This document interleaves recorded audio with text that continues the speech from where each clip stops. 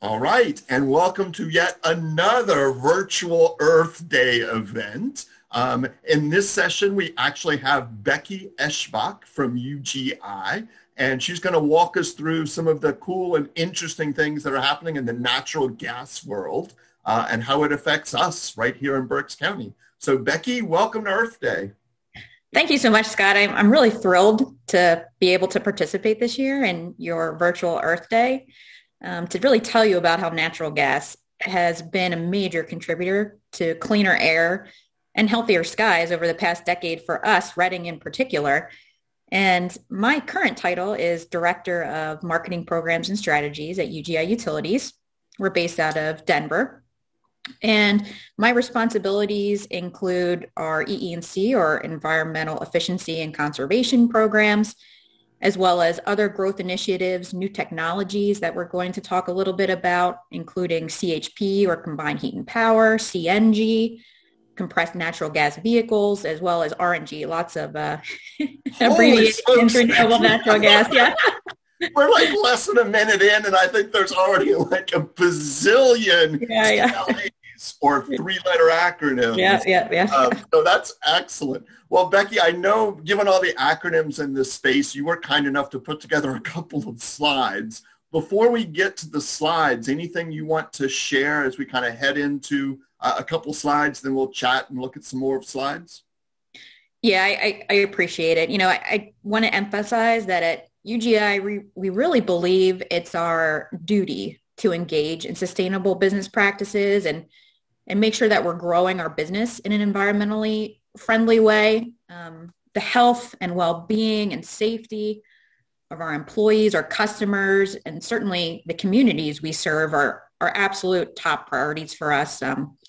Our core values include safety, integrity, respect, reliability, responsibility, and excellence. And, we're really rooted in the communities we serve, really tirelessly dedicated to improving the quality of life. So I'm thrilled to be able to share a little bit about UGI and what we've been doing today. Cool. Thank you, Becky. And I can certainly say back before this crazy pandemic, we certainly saw you at all sorts of events.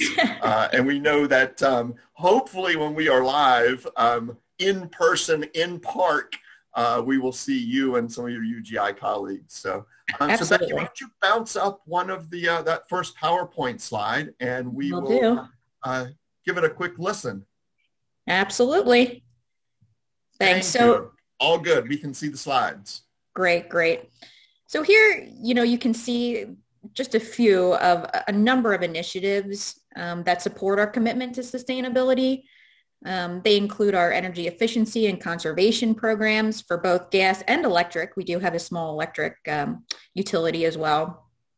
On the residential, commercial, and industrial side, the E&C programs provide really generous rebates to support highly energy efficient equipment installation, right? We'll learn a little bit more about E&C as we continue our conversation here. Additionally, a call out, we have over 100 CNG or compressed natural gas vehicles in our fleet today, with more on order. We continue to implement or purchase somewhere around 15 to 20 vehicles a year that run on compressed natural gas, certainly at a significant emission saving to diesel or even gasoline alternatives. And, you hear a lot about electric vehicles, but CNG is another really great clean alternative. We also participate in industry organizations like One Future.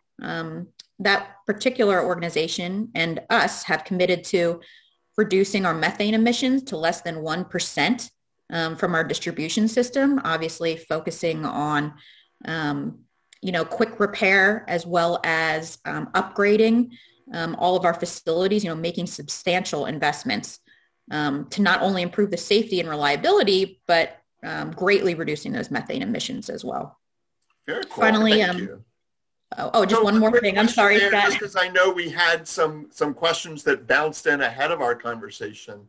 So when UGI talks about reducing methane emissions, is that in the transmission, like to homes? Or Exactly. is that at the wellhead where they're actually drilling for natural gas?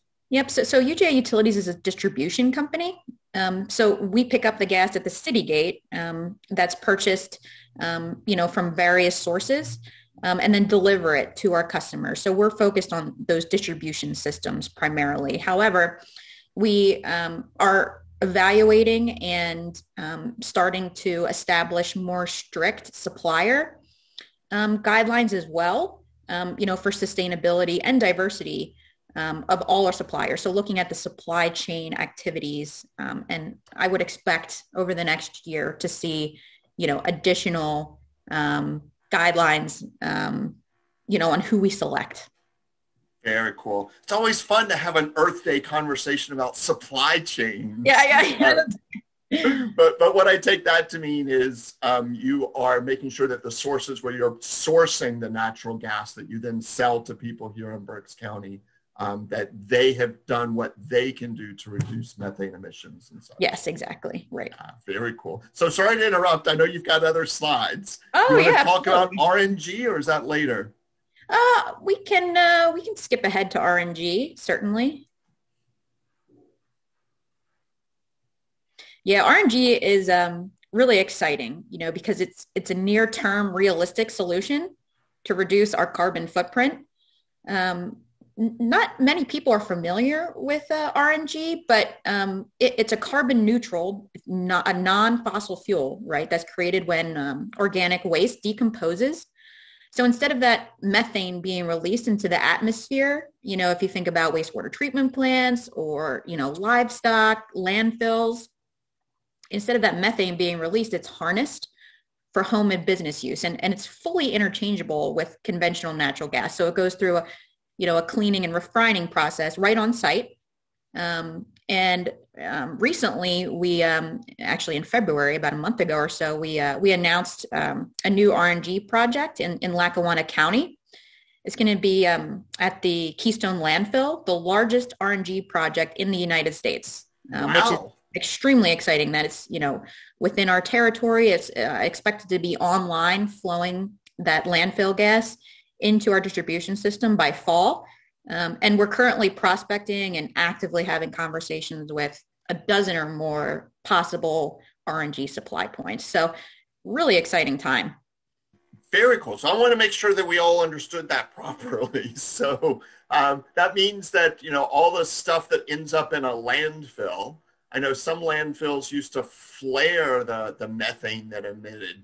But what you're doing is you're actually capturing it, and then people like, my house or my company could actually then buy renewable. Yeah, exactly. And we're looking to have various voluntary programs, as well as, rolling in RNG into our overall supply, that I was speaking about, through our supply chain. So having it as a standard up to a certain percentage, of the supply that we secure for our customers, but then also evaluating as a customer, being able to elect, say, I want 100% RNG for my particular home or business, or even as a entire city or town, you could say, well, I want our entire city to be supplied by renewable natural gas. So just thinking about the possibilities of the future is really exciting.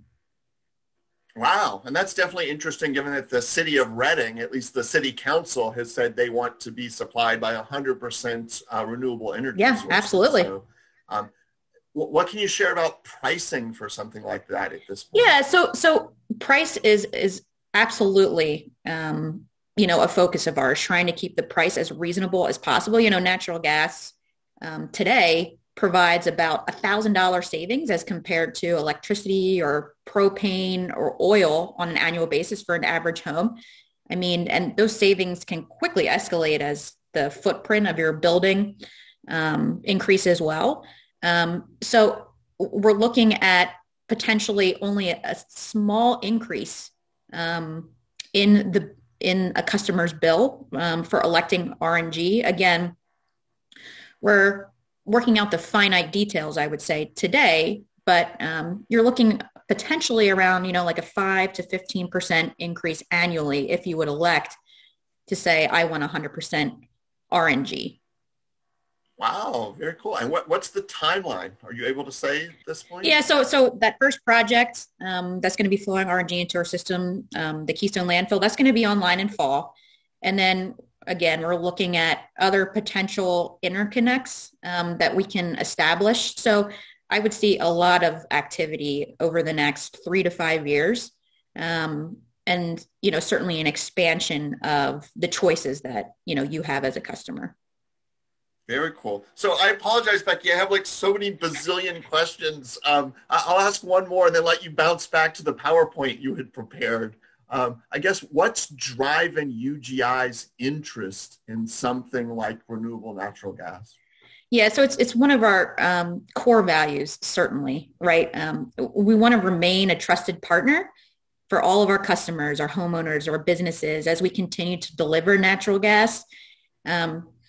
Certainly looking at our carbon footprint, our impact, how we can contribute to the overall sustainability and preserving the environment, preserving the health, well-being for all of our communities is a top priority. Very cool. Thank you, Becky. Well, I'll keep throwing questions at you. You better take over and go back to the PowerPoints you were trying to share. No worries. I'll save some of my questions for later. Yeah, no worries. Thank you. So, this is a little bit of a busy graph, but an important concept really to understand. It's called site to source, right? When you think about, well, where does your energy come from that I consume at my home? You also have to consider the generation of the electricity, the generation of that fuel source that you're using. So today, unfortunately, the energy mix, for generation still relies heavily on fossil fuels such as coal.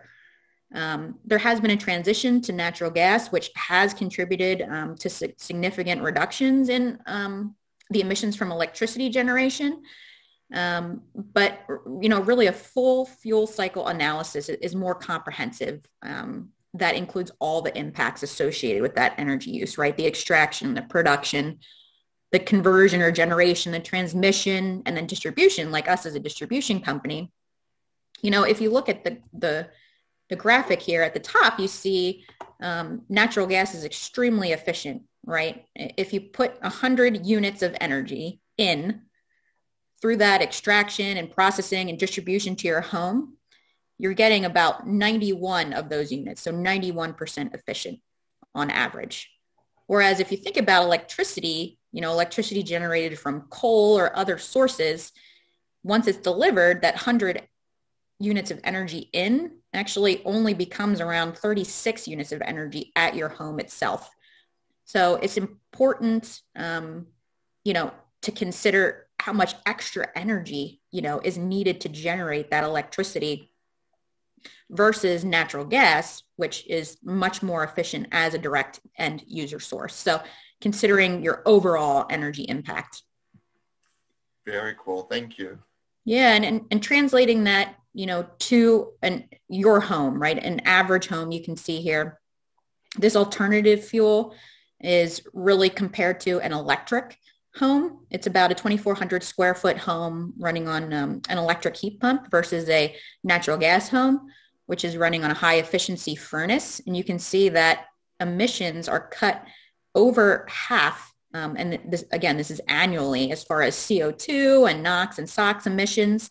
And that's taking into consideration that site to source that we just spoke about. So it's really important to not only address the end user, demand side management, installing energy efficient appliances and taking efficiency measures, but the generation as well, considering how we are generating electricity today. Very cool, Becky. And you were kind enough to share these slides in advance. So thank you for that. With this particular slide, I guess the key question is, when you were comparing natural gas to alternative fuels, what's the mix of the electric grid when you're making that comparison?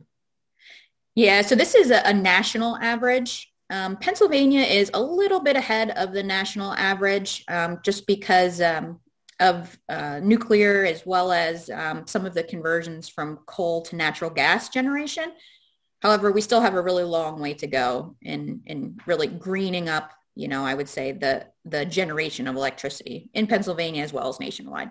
Yeah, very good. So for those Earth Day volunteers that have gone, say, 100% solar or something like that, the graphs on the right, the peach color graphs would be much, much lower. Right? Yes, yeah, absolutely. Perfect. Very cool. Thank you.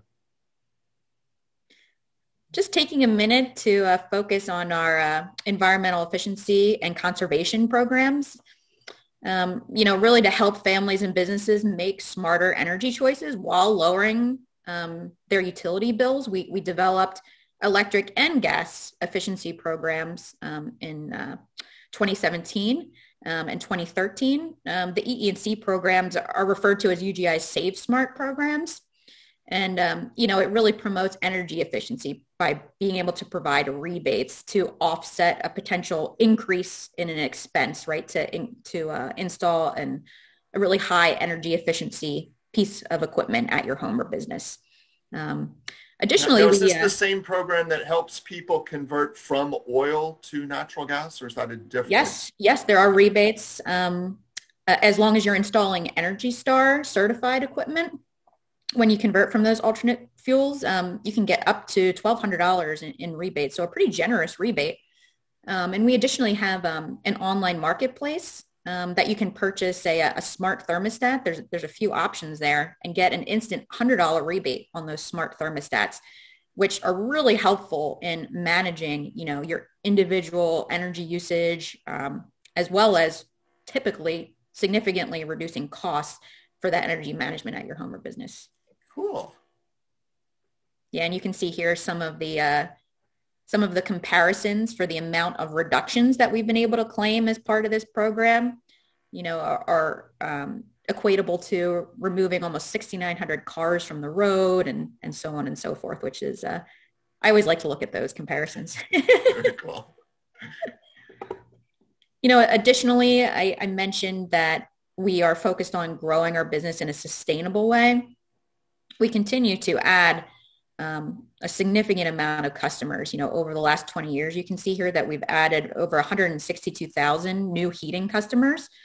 And those customers that converted from, dirtier fossil fuels, oil, propane, or even electricity, again, because of that generation mix that's currently right now, is equivalent to removing 54,000 cars from the road. So almost over 250,000 metric tons of CO2 just from those conversions and new heating customers. And that was my last slide. Excellent. Well, let's bounce back to the kind of a conversation around the growth piece.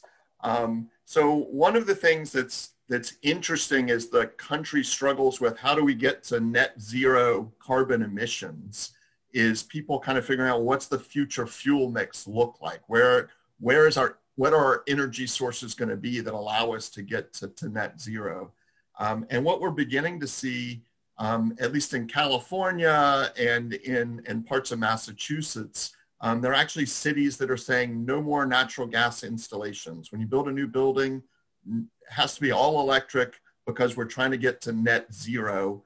And natural gas, by definition, is not net zero, I guess. So what's behind that, and what's UGI's thinking around those issues? Yeah, great question. As we look toward the future, we must consider not only the affordability, which is important, right, but the effectiveness and reliability of the available sustainability measures. So, UGI is investing in new technologies. We spoke about RNG. We didn't touch on CHP is another way, to remind us what CHP is. Sure. Combined heat and power. So pretty much using natural gas to generate that electricity and thermal energy on site, a very highly efficient method that bypasses, the electric grid. So, we emphasize customer choice.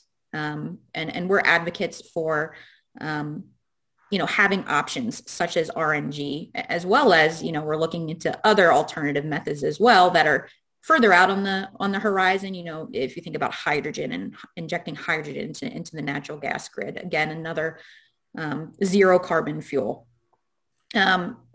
We have to make sure that, number one, we have the capacity on the electric grid to go with 100% electric, right? If today every homeowner or business decided that they were going to only install electric appliances and swap out any appliance that wasn't running on electric, unfortunately, we wouldn't be able to support that with the current electric infrastructure that we have today. You're talking about hundreds of millions of dollars of investment that's needed from an electric distribution, transmission standpoint. And then, we talked about the generation a lot as well, but we have a really long way to go with generating clean electricity. So understanding that site to source and all those investments would ultimately significantly increase, as of today, significantly increase what you would be paying as a customer to swap out those electric appliances. Well, it's certainly exciting to hear UGI talk about something like hydrogen, which is very fascinating because there's all sorts of modeling that suggests that hydrogen can actually be a carbon neutral fuel. We're talking solar panels and water and to generate hydrogen, which would allow UGI, I guess, to take advantage of its existing pipes into homes and things like that. So. Yeah, in some cases, there's a lot of evaluation going on right now. It's I would say newer for the U.S. certainly. It's more prevalent in Europe for the time being. However, we are really seeing a lot of hydrogen projects pop up nationwide, and we continue to share best practices, certainly with our counterparts. Well, thank you, Becky. And I apologize. We said we were going to keep this nice and short, but I have so many questions for you. We'll probably just pause there with one final question, I guess, Becky. How will you and your family be celebrating Earth Day this year? I have two young daughters. I have a 7-year-old and a 3-year-old, and I have a lot of activities planned. We always like to celebrate. We love being outdoors. Every year we typically try to plant at least, 5 or 6 seedlings on our property or elsewhere. We also like to volunteer to help clean up any type of litter or trash along, our local trails. We try to compost as well, and just talking about, saving energy, saving water, what we can do, what our impact is, and how that really matters. Is something that I constantly focus on. They're probably tired of hearing it from me.